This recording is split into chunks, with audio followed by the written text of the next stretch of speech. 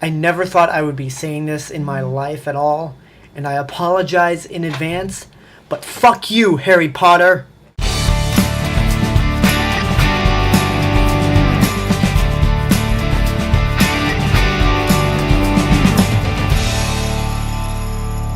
Because thanks to Harry Potter and the Deathly Hallows Part 1 and 2, the last Twilight book was split into two movies. One that came out last November, and one that's coming out tomorrow. The whole movie is stretched out. I can explain the plot, and it sounds more like a TV episode than an actual movie. Edward and Bella finally get married.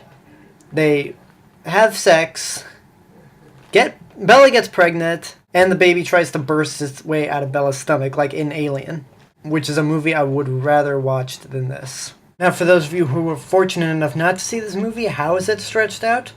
Well, most of the movie is occupied by... Okay, maybe not most, but a lot of the movie is occupied by music videos. They just put pop songs here and there, to cover up the fact that the movie is stretched out. It takes a frickin' long time in between the wedding and them having sex.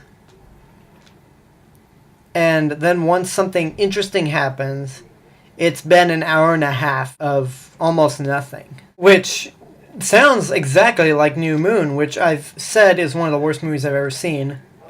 But if you could believe it, Breaking Dawn Part 1 is actually worse than New Moon.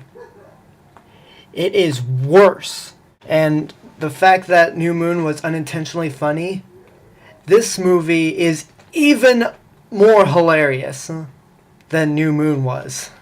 I mean, first I'll get into the stuff that I despised about this movie, because it really is the worst Twilight movie.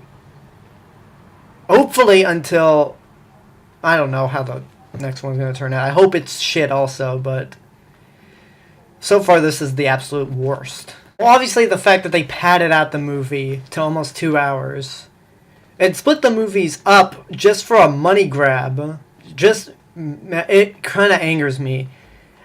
Because when you watch the Harry Potter movies, I mean, I'll admit, when I saw Deathly Hallows Part 1, I told a friend of mine who's a big Harry Potter fan, I was like, I liked it, but maybe it should have been a 3.5 hour long movie. Like, kind of like Return of the King was.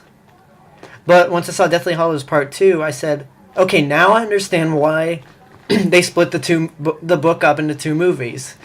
Because if it had been one movie, it would have just been crazy. It would have been way, way too long. The only reason this is split into two movies is for a money grab.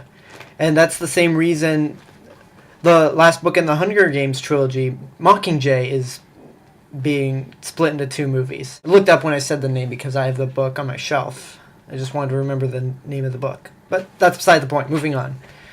So that's obviously a money grab. The acting still sucks. Taylor Lautner, I've already done a big rant about him in my last review, how once the series dies, his career will die with it. Kristen Stewart still cannot emote. Edward is still an idiot. You know what? Now that I think of it, both him and Bella are idiots.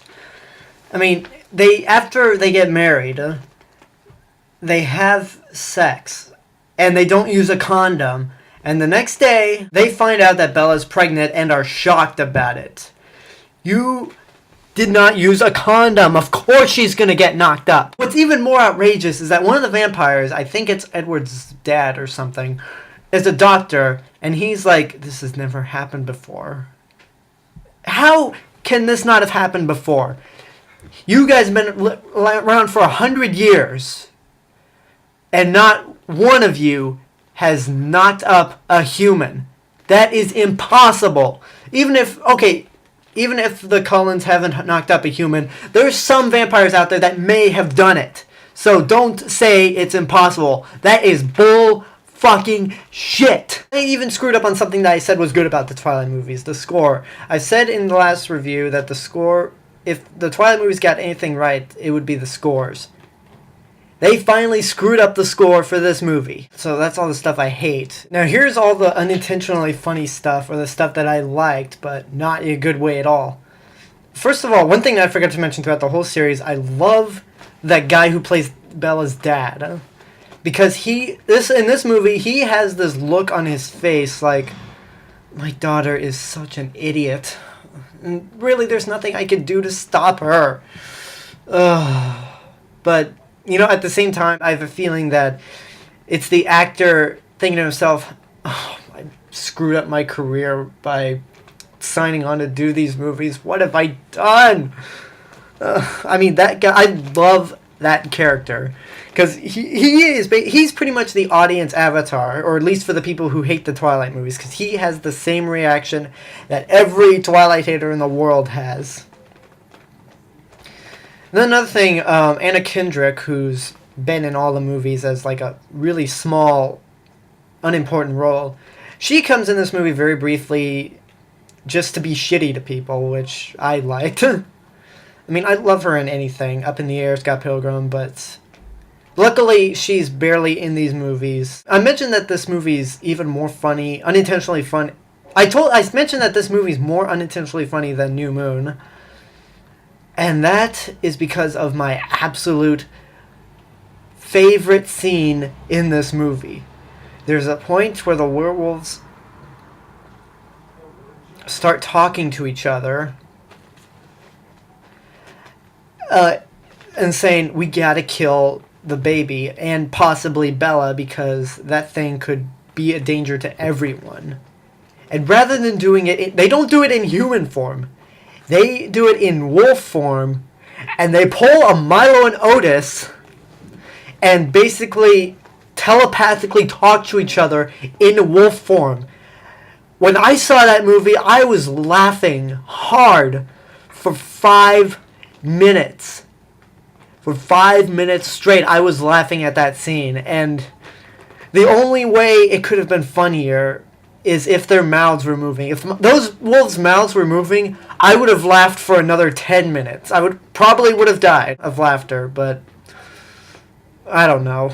So that is probably my absolute favorite scene in the whole series because it is so like, what the fuck am I watching? It's unbelievable. You gotta see. Look, you guys gotta see it for yourself. The scene is on YouTube. I'll put a link in the description box so you can see it for yourself and go, what the fuck? But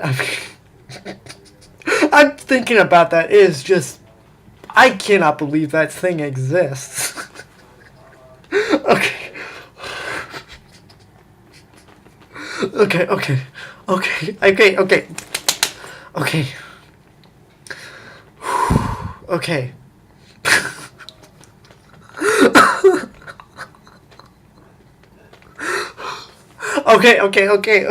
stop. Okay, breathe in.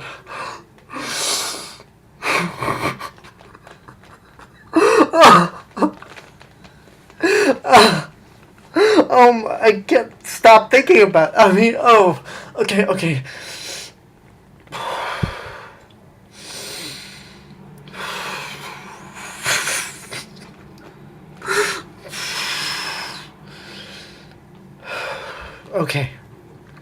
Okay, there we go.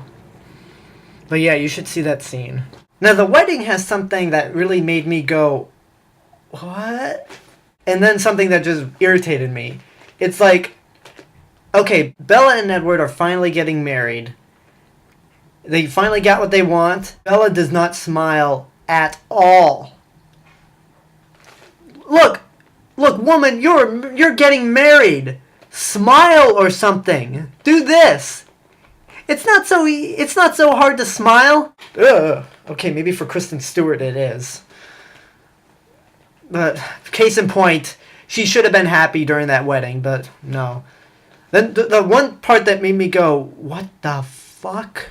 Is that she's having like some dream sequence. And the Volturi, who this is the only time they make an appearance, and again, they feel non-existent to me. Like, they pop up. The background suddenly goes white, and there's a bunch of bodies stacked up on top of each other. And it's like, what is this? And then It was all a dream. And now for the end. Everyone's heard this part of the book, whether you're a Twilight fan or not, that they have to perform a C-section on Bella in order to get the baby out before it basically pulls an alien and bursts out and kills her in the process. So when hearing about this, I have a friend who despises Twilight as much as I do, and he was really fascinated by this part. So, when I got to this movie, I was like, okay, this movie is really bad so far, but I cannot wait to see this scene. I can't wait to see how it turns out. It will probably be really cool. You see the scene, and it is the most tame, ridiculously hilarious, almost angering thing they do. They pull back on the gore. Instead, it's like a bunch of dark, faded blacks. It's all blurry. You can't see what's happening. You hear, like, Bella groaning, and you hear just a bunch of other stuff. It is like, how did you make the most interesting part of the book so stupid? So, what the? You just ruined that one part of the book. The one part of the entire series that was cool about Twilight, and you ruined it. All because you had to maintain your PG-13 rating. I even heard people, when they saw this movie, some people actually got sick from seeing it. There's nothing to get sick over, outside the fact that it's an incredibly shitty movie, but that scene has nothing to get sick over. Now, if it was really gory, then yes, I could understand that, but it's so pulled back, so tame, that it's almost non-existent. And as for maintaining the PG-13 rating, sure, you can't show any of that, but in Transformers Dark of the Moon, we can see Decepticons shooting at people, and they explode and turn into skeletons. So, people exploding and turning into skeletons is fine, but an operation to get a baby out of Bella, that's not fine. You pathetic series. So, the baby gets out, and it's named Renesmee, which is the dumbest name I've ever heard. It's a name so dumb that Track Palin doesn't seem like such a bad name anymore. So then Jacob decides to imprint on the baby as it's born. And, okay, early in the movie, they just throw in this stupid thing about the way the wolves fall in love with each other is that they imprint on each other. And he's like, and there's a scene where one of the wolves asks, why don't you imprint on anyone? And Jacob is like, I can't imprint on somebody that I can't love. So you think imprinting on a newborn is okay? You pedophile? I don't understand how Stephenie Meyer can write this stuff and actually feel good. And I think J.K. Rowling is probably furious with her that Stephenie Meyer can write these horrible books, probably make the same amount of money that J.K. Rowling has made through Harry Potter. This movie is so... it's unbelievable. It's one of those things you have to see to believe. It's angering at times. It's so padded out. And the best part of the movie is the guy that plays Bella's dad and the fact that it's unintentionally funny. But other than that, I regret that I have a numbering system as my ratings because there's nothing below 0. Because that's what this movie would get. I hate this movie so much. It would have gotten whatever was below 0, this is what that movie gets. Okay, you know what? I'll tell you this. For the new year, once 2013 comes around, I will invent my own rating system. I'll keep using the numbered ratings through the rest of the year, but once 2013 comes around, I will have invented my own rating system. So, hate this movie. So, that's it. I'll see you guys later.